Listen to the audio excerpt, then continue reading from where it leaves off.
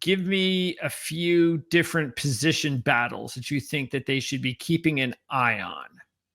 Yeah, so obviously the depth wide receiver battle always seems to attract lots of eyeballs, but the Falcons do have some interesting names there with Nick Nash, the Triple Crown college football winner. He's been sort of slowly working his way into the second team rotation. I still think he's not quite I wouldn't call him a favorite for the roster at this point or anything, but he's been working his way up.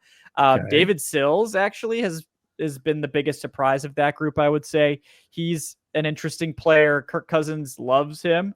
Now, Kirk Cousins is the second team quarterback in Atlanta, guys. So, if I say Kirk Cousins, you might think, oh, that's clearly the starter. No, which has actually been really nice because the second team offense has been really impressive with Kirk Cousins at the helm. And it's really been giving the defense a good challenge, which is nice to see.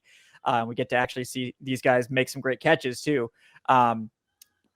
But yeah, I would say David Sills, versus Nick Nash versus Casey Washington. And DJ Shark has sort of slowly been working his way up. He came in after, I think, 2 or 3 days of camp. So he's got a ways to go before he's got the playbook. But obviously his pedigree as, just like two years ago, he's a 500-yard NFL receiver. So he's obviously got the pedigree. So at a certain point, he may sort of overtake these guys. But Chris Blair, too, has been good. I would say he's probably the favorite given his history with the team. So those Chris guys have all Blair been would be a favorite of what? To make the roster right now. Really? He's Chris wide Blair? receiver 6. Yeah, he was their wide receiver 6 last year. And he's like David Sills. They're both big bodies. I think Blair's just a little bit more dynamic, has a little bit more connection with Penix specifically. But again, we could see DJ Shark overtake eventually, especially if Mooney's not going to be healthy right away. That's kind of the same role. So we'll see. But yeah, Blair's never really gotten a ton of run because the Falcons have been blessed with wide receiver health for the most part. Maybe that's going to change now, unfortunately, but we'll see how that develops. But right now, I think Blair's in the lead, but I think Nick Nash and DJ Shark and David Sills are kind of right behind him. Otherwise, I would say the depth corner battle for the top outside guy is really interesting. I think a lot of people assumed that it would be Clark Phillips, given his pedigree. Yeah. But it's actually Natrone Brooks, and Clark Phillips has more or less been relegated to the third team at this point. Okay. Natrone Brooks is playing ahead of him. Lamar Jackson, the corner, is playing ahead of him. And Phillips is in trouble. That's definitely one to monitor. If a team needs an outside corner and they don't mind having a small outside corner, he may become available at final cuts. I mean, we'll see. But yeah, in terms of the slot battle, D. Alford has kind of seemingly taken over that for now. Billy Bowman has been rotating in, but Alford seems to be the starter at the moment, so we'll see how that develops. Kobe Bryant did miss the first week of camp on the NFI, but has since returned. He had a really impressive second day of practice a couple days ago, and then today he actually had Kirk Cousins' first interception of practice. So nice. Kobe Bryant also presents issues for Clark Phillips because now Kobe Bryant is sort of rising up the depth chart. I think he's also in contention for CB6 and making the roster as that last guy. But the issue with Phillips is that he hasn't really shown an ability to play the slot. Natrone Brooks has, and also has looked pretty good outside. They've basically had Brooks playing against Drake London a lot when the first team goes against the second team, and Drake London's been beating him. I mean, let's be honest, that's not an easy matchup. Yeah.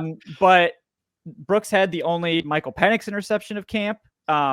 He was able to undercut a red zone throw from Penix to London, and he's also had several pass breakups on London. So he's been holding his own, but that's a tough matchup for him. There's no doubt about that. So the Falcons, I think, are really testing Brooks to see if he's someone they can rely on if they were to keep him on there. And I think his ability to play the slot helps his chances a lot too. Obviously the edge room has a ton of intrigue. James Pierce Jr., the second first round pick, he's been getting the majority of the run because Jalen Walker missed about the first week of, he missed 3 days kind of in the middle. He was there for the first 2, then missed 3, and then has been back as of, I think, today or the last day. But Pierce has been the villain. He has gotten into fights with almost every offensive lineman. Really? He's also been really effective against them, and I think he's getting under their skin a little bit. He's kind of been the star of training camp. He has been very effective. lots of sacks, lots of pressures. And the way the Falcons practice, they mostly go second team defense versus first team offense, and then they switch it up sometimes. But so that means Pierce has been going against the first team offensive line for most of this. And he got under Matthew Bergeron's skin pretty good. He forced a hold on Jake Matthews a couple days ago. And yeah, he's been maybe the biggest story so far, not just from the on-field angle, but from the psychological angle of just kind of being this sort of villainous character that the Falcons defense, let's be honest, has a reputation being a little soft, maybe, not really having that edge or having edge rush presence, in either way. But Pierce is maybe changing that a little bit. He's been nice, a little spicy out there. So that's been fun to watch. And, hopefully Jalen Walker, it seems like he was back today, so he can get mixed in there as well. But Pierce has more or less moved into the second team fully. The Falcons are one of those sort of traditional style teams where they're gonna make you start with the third string and work your way up if you're a rookie. But I would say the surprise of the edge room has been Khalid Kareem, a former practice squad guy. He actually was playing with the starters early in camp and has been very good. I think he's their best run defender on the outside.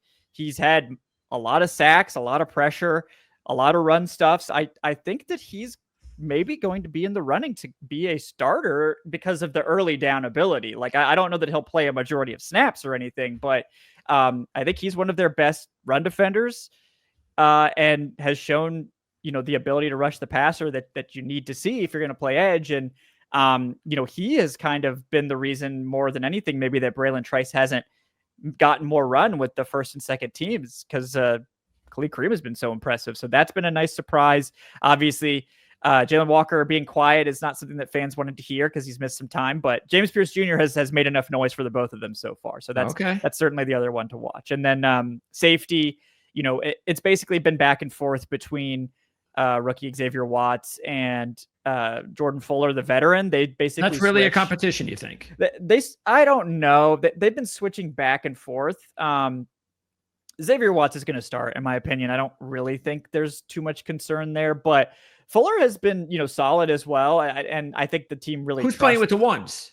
They switch back and forth every day. So it's 50-50 right now. Yeah. Okay. So it whatever you take from that. Again, this is a traditional team in terms of how they do the depth charts. They make the rookies work their way up, but Watts is splitting time with the ones right now. But I would be surprised if he's not starting week one, even though I think Fuller has certainly been, better looking here in Atlanta than he was with the Panthers at any point last year.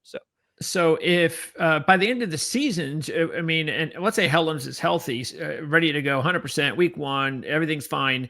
Do you think that Fuller ends up number 4 snaps wise out of that room, out of those 4? Or because I know Helms is also, was coming on before the injury, as you have said, as a really important guy because of his physicality. Yeah, Helms looks good. He's basically played the vast majority of his snaps with the second team as sort of the main second team safety, and then opposite whoever is rotating in terms of the free safeties. But I think Fuller is ahead of him clearly, but Helms has also been good. So I think the Falcons are probably just going to roll with 4 safeties and just not bother with the 5th safety because they really like their 2 depth guys. Yeah. So, and we'll probably see one of these other guys make the practice squad or whatnot. But yeah, we'll see how they mix in. But as of right now, it seems like it. I would guess that Watts is going to be playing next to Jesse Bates, and then Fuller and Helms will sort of mix in as needed. They need that big nickel presence or whatever. But yeah, I would be surprised right now if Watts isn't starting week one. Okay, now as far as the defense, I know we talked about it's not a big deal, but I was doing some research, putting this thing together for the Falcons, all my notes together. I noticed that the last, what is this, since I think it's been since 2022. I think this could be the 4th year that, and I don't think this is going to happen, but we've talked about Ulbrich being a 4-3 guy. And I know that this is a 3-4 look. That's what they were last year. But what I also noticed was they've been going back and forth like every year with this. Dean Pease, being a 3-4 guy, Nielsen being, I think he's a 4-3 guy, Ulbrich a 4-3 guy. Now he might have to play a little 4-3-4. And I know the whole thing about, well, everybody mixes and so forth. But as a Jet fan, and Ulbrich was there for a few years, they did not mix and match. I mean, they had 4 linemen, and that's what they did. They standard edges, D tackles. There weren't no mixing. So I don't know. What do you think? Do you think that they'll use one of these guys like a Walker and a Pierce more as a defensive end in the dirt kind of guy? How do you see things unfolding? What have you seen so far? Yeah, it's been majority 3-4. I would say 75% or more 3-4 looks. Okay. That was a little bit surprising. Obviously, I mean, that Ulbrich typically prefers 4-3, and I think some have argued the Falcons have better personnel for 4-3, but they're pretty committed. Why do you say that specifically? I think they have I think going in, and this maybe has been refuted since, but going in, I think a lot of people thought the weakness in the Falcons was that they just didn't have enough interior guys to really justify having the 3 down linemen. Okay. And most of their edge rushers were stand-up guys. So it was like, how are we going to make this work if we go, we can kind of do a 4-3 under look where we have a stand-up guy and a big end, and then we can sort of limit the exposure on the interior. But since training camp has started, it's clearly been that they're going to play 3-4 for the most part, and maybe have a few 4-3 looks here and there. But part of the reason, David Onyemata is playing nose tackle. That's basically been where he plays every snap that he's playing. But, in terms of the weakness on the interior, Rukaroro has probably been the best player there. And it's not just been like, well, everyone else is not great, so he's the best of the rest. He's been the most dominant interior player the Falcons have. He looks great. Okay. He's had a sack almost every single day in practice. He's just too much. He's on the first team defense, and he's giving over the second. Onyemata. Yeah. Well, Onyemata's playing nose. Rook is playing over Fox. He's playing over Fox, I would say. And Fox mixes in, but Rook is playing from the 3 tech all the way to 4I, maybe occasionally some 5 tech stuff, but mostly in that sort of either 3 tech or 4I role. And he's just way too much for the second team offensive line. They can't block him. And when he's played against the starters, he's looked really good too. But he's probably he's a starter. I have no doubt about that. He's going to play next to Onyemata. The other spot is more open-ended. It's been Zach Harrison some. It's been Morgan Fox some. Brandon Dorlus has moved up the depth chart. He's now mixing in. I think he and Zach Harrison have a very similar role where they will sometimes kick out to 5 tech and play a big end when the team does some 4-3 stuff, but they're also going to play that 3 tech and 4I role from time to time.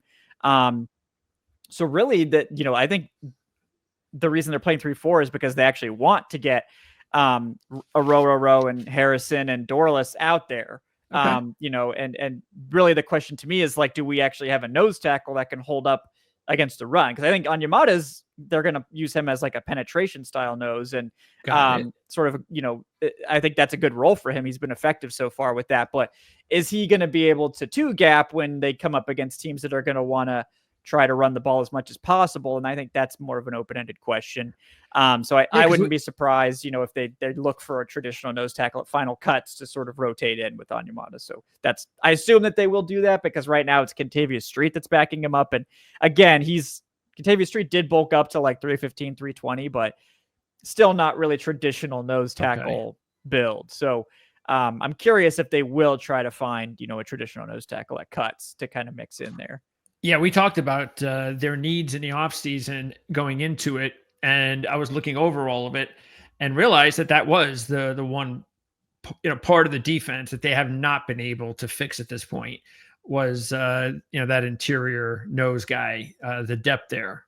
So yeah, otherwise all the other needs that we talked about, they seem to put their players in place, and now we just got to see if they work. But yeah, that was definitely something that I noticed that they have to still figure out, but you can't fix everything in one off season, as we know. And Nate Ollie, how's he doing? I know that was a big get because they need pass rushing, and coaching is huge. And now they've got these talented group of pass rushers. So was he like the biggest add-on as far as the assistants? Outside of course of Ulbrich. Yeah, I mean, they got Ollie, and then they got Mike Rutenberg from the Jets, who, I think was credited with a lot of, I'm blanking out on the linebacker's name, but he just got paid in New York. Oh, you're talking about Sherwood? Yes, Jamie Sherwood. Yeah. So, so they managed to lure Rutenberg away from the Jets as well to help with the inside linebackers, and I think that will be a big move there. But Ulbrich also is former linebackers coach, so those two, are a great combo for the linebackers. But Ollie has been great. I mean, I think it's night and day with the pass rush. The Falcons just screwed up really badly with their defensive line coach hire. Jay Rogers was a disaster. And as was Jimmy Lake. Like, that was a disastrous decision. That's I think the biggest mistake of Raheem Morris's tenure so far was going with Jimmy Lake and whoever Jimmy Lake wanted as his assistants. Now, well, at least they got rid of it. Interestingly, all the assistants they retained from the previous regime are still here. So, okay. Interestingly, glad to move on quickly from that. But I think Ollie is gonna, and Ulbrich are putting in much more of an attacking style defense. They're not gonna bog these guys down with a bunch of coverage rules and things like that. It's gonna be penetration style front. They're gonna focus on that, and they're gonna probably simplify things on the back end and just depend on their secondary to be good enough. And I think they have the secondary to try to do that. I mean, they got Terrell, they got Hughes, who was a really pleasant surprise playing outside. They got Jesse Bates, and they got Xavier Watts, and nickel is the one spot, and hopefully D. Alford in this scheme will be a little bit better, or maybe Billy Bowman will eventually take that job over at some point. So yeah, I mean, I think Ollie has, it's night and day with some of these guys, like Rukaroro couldn't even get on the field last year. Now he's the most dominant player the Falcons have on the interior. So that's definitely coaching. I mean, I'm sure it's some development and confidence building for Rook, but it's also, I think the coaching is a big part of it. And I think that was one of the biggest issues with this team is every single defensive lineman regressed last year. And there's just no way to slice it that it's scheme and coaching that were big players in that regression. Now, are there any players that, staying on defense, are there any players that are going to have to work hard to keep their job? You mentioned Clark Phillips. Talking about guys like maybe D'Angelo Malone, anyone else on defense, or anyone on defense that could be a name player, whether through money. And I know Onyemata, I'm sure they wouldn't want to be in this financial situation they're in with him, but because, like I said, they already have an issue where they don't have anybody behind him, even though I know it's a different type of tackle, but still, it's almost like they're forced to just deal with it. But is there anyone else that might have to sweat it out as far as a veteran, either through contractually or just talent-wise? Yeah, I think Malone is certainly not safe. He's been playing a lot with the inside linebackers too. So I think they're trying to find a way to keep him around because he is a really good special teams player, and that's, I think, kind of his best attribute right now. That helps. I think like Taquan Graham and Contavious Street and those guys, like they're all fighting for probably like one depth spot. And then if the Falcons do go and find a traditional nose tackle, they're probably not going to make it.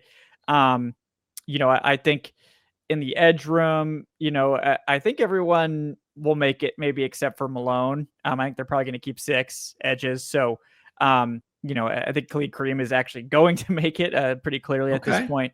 But would he be your top surprise? Like if anybody, in terms of expectations, probably either that or Natrone Brooks, sort of emerging as a, legitimate, like. Well, you talked about him. You liked him. Yeah. We talked about it before, so maybe not so much of a surprise. Yeah.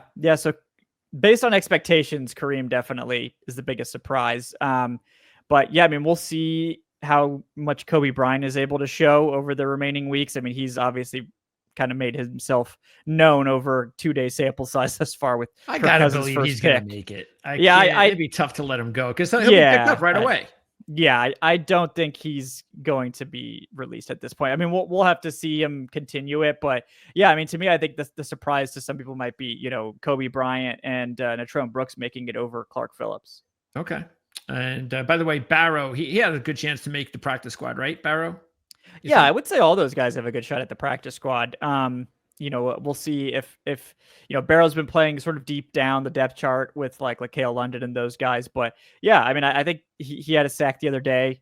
So he'll have an opportunity. Obviously, the Falcons aren't going to play starters at least this week, so these guys will have a lot of run and get a chance to make a name for themselves in the preseason.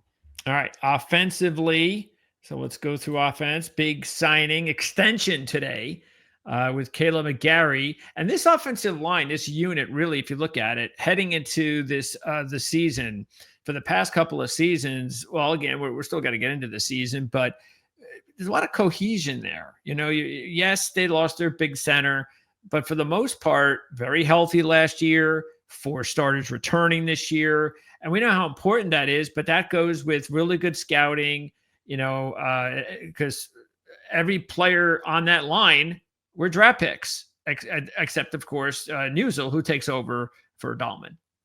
Yep. Yeah. I mean, the Falcons love the continuity they have there. And, they continued it with Caleb McGarry getting a 2-year extension, just $15 million a year. So I don't know how they got him to take that low of a contract, considering the contracts we've just seen given out to offensive tackles. I mean, he wasn't going to be getting Slater money. Like, no one was expecting that. But I mean, I figured the negotiations would start at 20, considering he's been a, above average starting tackle. So, he takes a 2-year, $30 million extension. That's great. He's here to 2027 now. That'll be his age 32 season. So love to see that. Chris Lindstrom's arguably the best guard in football. We're expecting a lot from Bergeron.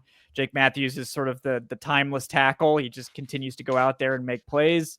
So the big question is Ryan Newsel. I would say he's been good so far in camp. I mean, there's not really too much to see. He's very limited contact, but Falcons have been opening holes for Bijan and Tyler Algier. Not really too many issues there. A few snap issues, but the continuity is still there with Newsel. Newsel ended up playing 9 games last year when Dahlman was out. So the Falcons obviously trusted enough of what they saw there to think that he could be their starter. I think the biggest issue on the offensive line is they don't have a backup for Ryan Newsel. They have Javon Gwynn, who is very undersized and has been getting his lunch taken by Brooke Aroro pretty much every day. Okay.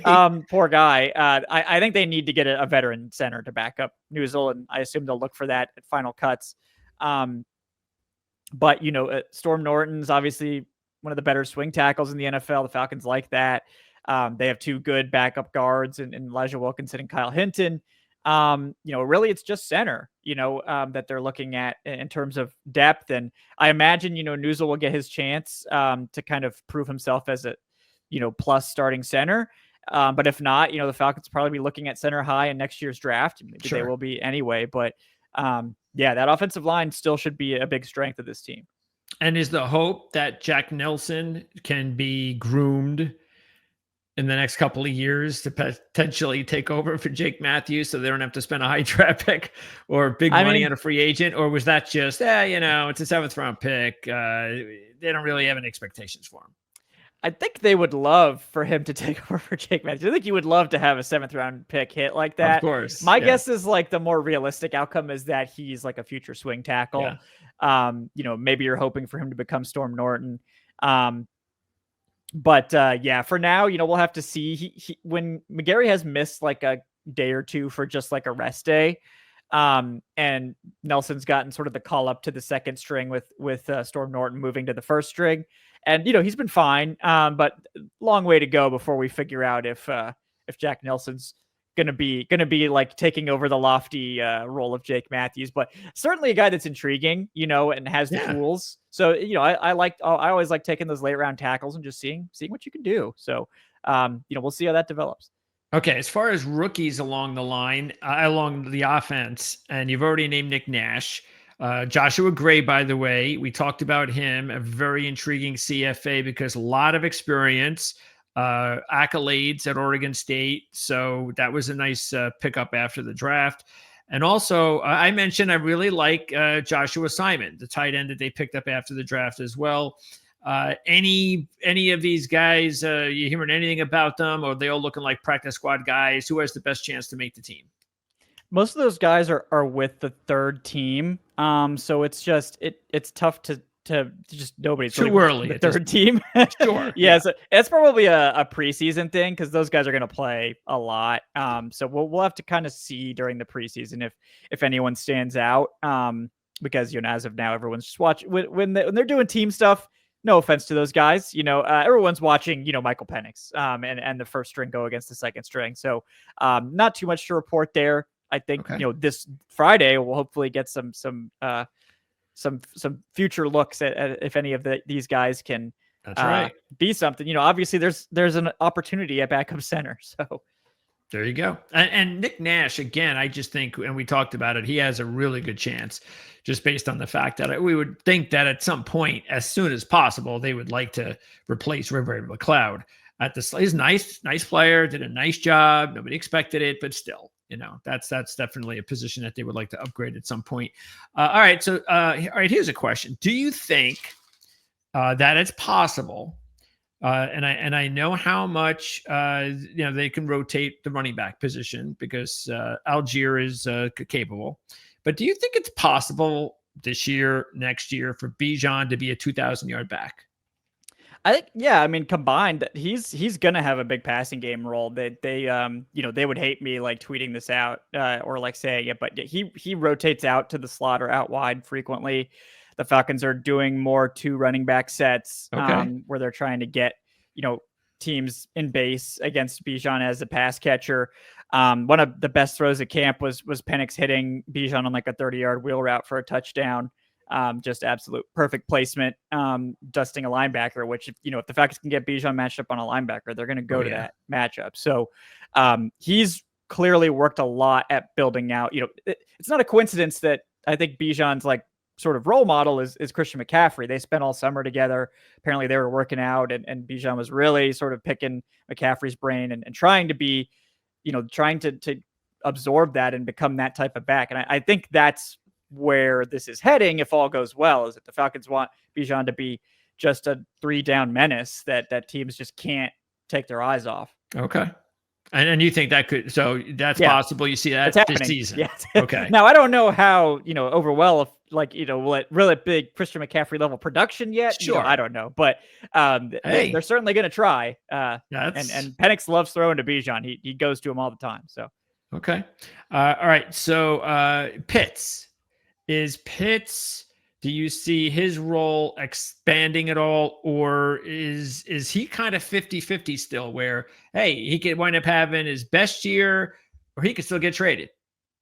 I mean, Michael Penix really likes Kyle Pitts. I don't think that's fluff or just blowing smoke. Like every time, Pitts has had a limited role in camp. He frequently is held out of the late team sessions and will practice in the early ones. I don't know if they're just trying to keep him pristine or whatever is going on there. But, whenever Pitts is out there, Kyle Penix is targeting him constantly. I know today he had a great red zone touchdown to Kyle Pitts. So I think Pitts has gotten targeted a lot more than Ray McCloud. He's like the slot. He's the real slot. Yeah.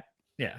And, Ray McCloud will still have a role, and I'm sure Darnell Mooney and Drake London are more than likely still going to be above Pitts in terms of overall targets, but those Kyle Pitts targets with Penix are way more valuable than the Kirk Cousins targets because Kirk just didn't really have the juice to hit Pitts and they didn't really use him like that. It was a frustrating role for Pitts, I'm sure. And then Kirk clearly didn't trust him.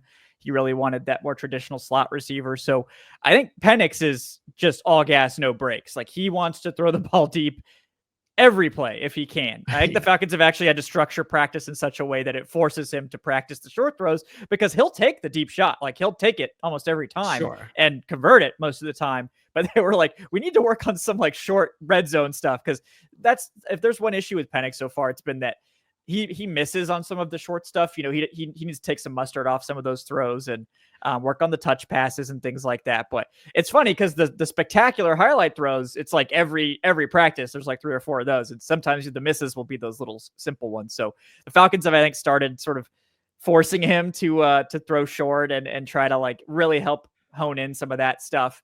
And that certainly improved a lot today. I know the last practice before today, Penix and Pitts and everybody, like really struggled in they did a lot of short game, a lot of red zone, a lot of like short down and distance stuff. And Penix was a little bit inconsistent there. Today, 12 of 15, had the touchdown to Pitts, was just really, really impressive. And I think you can tell like they're really trying to hammer this stuff out and work on it. And I think Penix has answered the call. I know some people were still questioning, is there any chance that Kirk Cousins, can outplay? No, there's not. No, it's over. And Kirk looks healthy. He hit an awesome deep bomb to Casey Washington. He's given the first string defense some fits a couple days so far, and most of the time the first team defense is handling them. But he's really, I think, provided a good challenge for the first team defense, considering that he's a much better quarterback than you typically see on the second team. Take advantage of it. Sure. And Cousins looks healthy. He ran for a touchdown today. So that's not something we saw any of last year. And I saw him execute some rollouts and some play action, and he looks healthier. And he's got some zip. He's got the zip back. He's got the confidence back. So I still expect that Kirk Cousins will be playing somewhere else by week 1. But I would, there's not enough good quarterbacks in the NFL for Kirk Cousins, a healthy Kirk Cousins, to be sitting on the bench. Yeah, that's just ridiculous. Now, is his contract? Is that the biggest obstacle, or do you think it really won't matter? Whoever is going to need a quarterback, and maybe that's what we're waiting for, is an injury or something like that. At some point, something will open up, and when it does, he could be traded, and it really won't matter where. Yeah, I mean, the contract is workable. I mean, I think the Falcons would probably be willing to play ball and figure out a way, because I think the Falcons would love to get a day 2 pick. So if that means they need to eat a lot of that contract, they're already eating it right now. They're already paying him. They can afford to pay him. So if a team wants him for cheap, as long as they're willing to come with a higher pick, and maybe that's not feasible, or maybe it will be. I mean, it probably depends on how desperate some of these teams get. But if the Falcons could get a third for Kirk and eat the contract or most of it, smart. I think they would absolutely go that route, because they need the picks next year. They traded away their first rounder for James Pierce, which so far actually looks like that was a good idea. But they need more picks next year to supplement that, and moving Kirk for a good pick, even if you have to eat the money, that could be their ticket to getting one of those day 2 picks that would help sort of offset the loss of that first rounder. Have you heard anything at all about it? No, but we I mean, obviously the Jets dodged a bullet with the Justin Fields thing. That seems that would have been an obvious one. Yeah. I would have cried for my fantasy team too, but finally waited a whole year for Justin Fields to get another starting job, and then first practice. But tell me about it. But I don't know that the Jets would have been in on Kirk Cousins anyway, but it's not going to last. Someone's going to go down. Probably multiple quarterbacks will. It's usually 1 to 2 every preseason that we see. It sucks. But when it happens, it's going to heat up quick, because Kirk is the last guy that's available. He is the last one. He is the guy, and he looks good. Everything's positive out of camp. And it's not just fluff. I wouldn't lie to you guys. If I thought Kirk looked terrible, I wouldn't be out here glazing him just to get a 3rd round pick. That's the team's job. All right. So, someone's going to come calling, and maybe it's a team that has an injury. Maybe it's a team like the Colts. That's we can't do this. We can't do this. This is not going to work. And that would obviously not be great for them either, considering how much money they've invested in draft capital. But, that team's not surviving in a losing season, so they may have to if it comes to that. But if JJ goes down, that'll be an obvious marriage. Oh yeah, they got nobody backing up JJ. No, I mean, I think the Vikings wanting Cousins is not, that's not a super well kept secret. I think they are just hoping the Falcons will cut him. I think everyone knows now that the Falcons will not cut him. They are not going to do it. So if you want him, you're going to have to trade. But yeah, I don't know if the Vikings are really going to be able to pull that off, but I'm certain he's on. I mean, they had, if JJ even sort of trips slightly, they'll be on the phone to the Falcons immediately. So I don't know who it is yet that's going to trade for him, but I still think by week 1 he's going to start somewhere. So it shows you right now, though. This is all you need to know about the fact that where the Saints are, because the Saints and even Cleveland, you can tell which teams are already focused on next year's draft and hoping Arch comes out and other good quarterbacks will be there. You could just tell just by looking at the quarterback situation that here you got Kirk Cousins sitting here, and especially the Saints. That they're not interested because they'll be happy with 3 wins, developing their young players, take a chance to see if Shuck can be better than anybody thinks, and then when he proves that he's even better than Spencer Rattler at this point. Yeah, and when he proves that he's not, then they'll get their top draft pick. The Falcons would never trade him to the Saints either. Now, if they want to come with a first round pick or something, sure, we can have that discussion. I mean, if you want to give us that top 5 pick, yeah, sure, that's fine. But the Falcons would never trade Kirk Cousins to the Saints unless they were sending a ridiculous offer. They would never help New Orleans. I mean, even if it made sense from a team building perspective, I think fans would riot if the Falcons ever helped New Orleans. I think that maybe Fontenot has a soft spot for that team still, but nobody else in Atlanta does. That's for sure. So.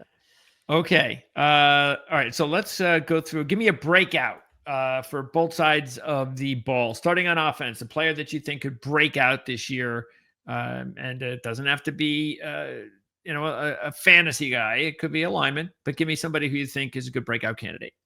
Yeah, we'll go with Matthew Bergeron, and I think Bergeron took a step to being like an average to slightly above average guard last year. Was not someone that caused any problems for Atlanta after having sort of a rocky rookie year. He had to transition from right tackle to left guard. Not easy. True. I think this is the year where Bergeron finished really strong last year. PFF loved him. PFF had him with a grade in the 80s. It was crazy. I was like, really? PFF usually hates Falcons offensive linemen except for Caleb McGarry and Jake Matthews, or they love Drew Dalman too. But Bergeron, I don't think he was that good last year, but I think he actually will be maybe that good this year. And that would obviously be great for the Falcons, who have a center that is unproven, I won't say untested because he did have to start last year and was fine.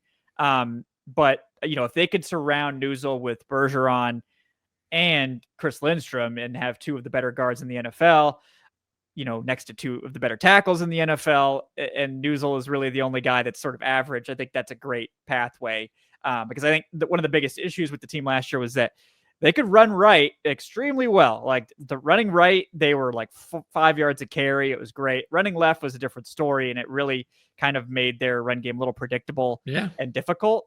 And they also ran way too much outside zone, but that's a separate issue. Bergeron, if he could take that next step, and he's you could tell he's got that, he's really developed that sort of edge to him, that nastiness. I think JPJ, James Pierce Jr. has been bringing it out of him. Those 2 have been going at it. But I think if he could take that next step to being a dominant run blocker, in addition to being a good pass protector, I think that will really sort of unlock something for this Falcons team to be able to diversify the run game. And, you combine that with a very different Falcons offense that we've seen since Bijan's been here. This Falcons offense, even, unfortunately, even with Kirk Cousins for a good percentage of that time, was very short passing heavy because Desmond Ridder couldn't throw the ball deep, couldn't really throw the ball much at all, for being honest. And then Kirk Cousins was hurt, so he really couldn't push the ball the way he wanted to and couldn't really avoid pressure. So the chances to make plays happen downfield, he did manage to do some of that, but it wasn't, it wasn't the same. Teams were still loading up to stop Bijan.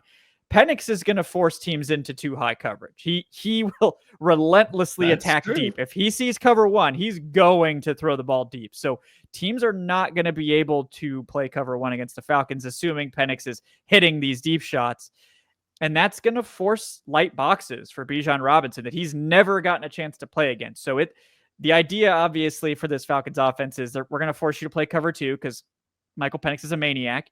And Bijan Robinson is then going to be just getting lanes. And I think a big part of that is if it can be left and right that they can do that helps even more. So yes. I think, by the way, Bijan Robinson 100-1 to win the NFL MVP. Yeah. I mean, he's the Falcons want him to be Christian McCaffrey. He wants to be Christian McCaffrey. I think Christian McCaffrey wants him to be Christian McCaffrey. So it's all there for him. I think we're just this is the year that maybe the quarterback situation, and last year could have been this way, but Kirk wasn't healthy. this could be the situation where the quarterback situation, the passing game is finally there to take the pressure off of him, to be the engine of the entire offense, down in and down out. And it's time. It's time. So this is, this is Bijan, the season of Bijan. So, well, I don't think you're gonna. I mean, in a year-to-year draft, where do you think?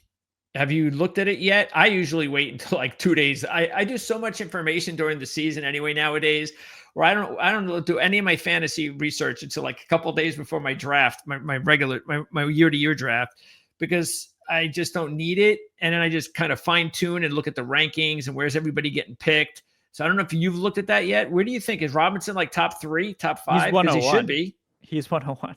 He's 101. He goes 101 most of the time. Yeah, he does. Okay. Yeah. Who goes like who's around him? I think like Saquon is usually 2 or 3, and then I'm trying to remember who the other running back that goes that high.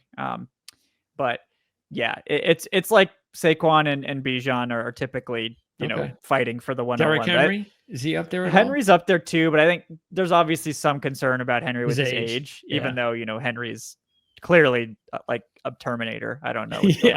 But he is. He's a freak. Okay. So before we move over to the defense and ask you the same breakout question, who is the number 3 tight end and running back job wide open? I think running back's more open. I think tight end 3 is Tig and Catoriano. He's played pretty much entirely with the second team. Whenever Pitts has come off, he's playing there. I think Felipe Franks has, continued the Felipe Franks tradition of just dropping passes. It's just his Achilles heel. Yeah, I think it's taking Catoriano unless something changes. And then running back, like Carlos Washington Jr. is definitely the favorite. But I think Nate Carter is definitely one to watch because he's got that athleticism and he's got the return ability that the Falcons might want to have. So that one's maybe slightly more in contention, but I still think Carlos Washington Jr. is big favorite there. Give me a breakout player on defense. Yes. So, I mean, maybe it's cliche now, but I mean, I think it has to be James Pierce Jr. like immediately. Like, I mean, he's been the star. Well, give me a non-rookie. Okay. Give me a non-rookie. A row, right? Then Rook. Yeah. I mean, it's either him or Rook, but like Rook is, if whatever you wanted to see from Rook, like whatever you were hoping for, this is better. This is better than my wildest dreams of what I hoped from Rook. He has just the second team offensive line just can't handle him. He's just in the backfield. Like he's there. And like, I mean, half the time he just ends the play with his hands on his hips because he's got there so fast. They don't stop the play in training camp. So he's there. He's like, okay. And then he just kind of steps off to the side and then, they throw the ball still. But, he is a handful and the Falcons desperately needed that. They desperately needed an interior presence to emerge. David Onyemata, obviously the hope is still that he can do it. We know Morgan Fox is a good rotational pass rusher. And then we just like Rook is going to start. He's going to start and probably be the best player on the interior. I think it's a lot of that is probably in part to Rook for really committing to like improving and preparing and honing his game. But I think Nate Ollie is a huge part of that. And, they're just going to unleash him. And if what we've seen in camp is any indication, he's going to emerge and be someone that teams will have to contend with right out of the gate. That's great. And we also already went through the final roster surprise on defense being Kareem. So give me a final roster surprise player on offense, somebody that will surprise people that he actually made the team. Yeah, I mean, to me, like the surprise, because I already had Nick Nash making my roster like as like an early thing. So if I didn't pick Nick Nash, because I think he's honestly not the favorite now to be on the roster, but we'll see how that develops. Again, like we said about Kobe, you let him go, and he's probably going to get picked up. Yep. So that's a thing. But David Sills is probably the sneakiest guy. Okay, that's a good one. Assuming DJ Shark doesn't emerge, once he knows the playbook, he's still kind of learning that stuff. David Sills has been the consistent guy. Kirk Cousins goes back to him multiple times a day, every day, touchdowns, first downs. Like he's big. He's just such a logical Drake London backup. He's a very similar player to Drake London, not as athletic as London, not as physical, but same body type, can do the same stuff. He would make a lot of sense as that sort of reserve 6 receiver to back up Drake London if needed. He could play special teams, that sort of thing. So he's probably the guy that I would circle right now as sort of the surprise. But I don't think any of us would be shocked if either DJ Shark emerges as, Sure. just they want that depth. They don't really have a backup for Darnell Mooney, and he's the one that may or may not be available week 1. Or Nick Nash emerges as like, we just can't let this guy go. So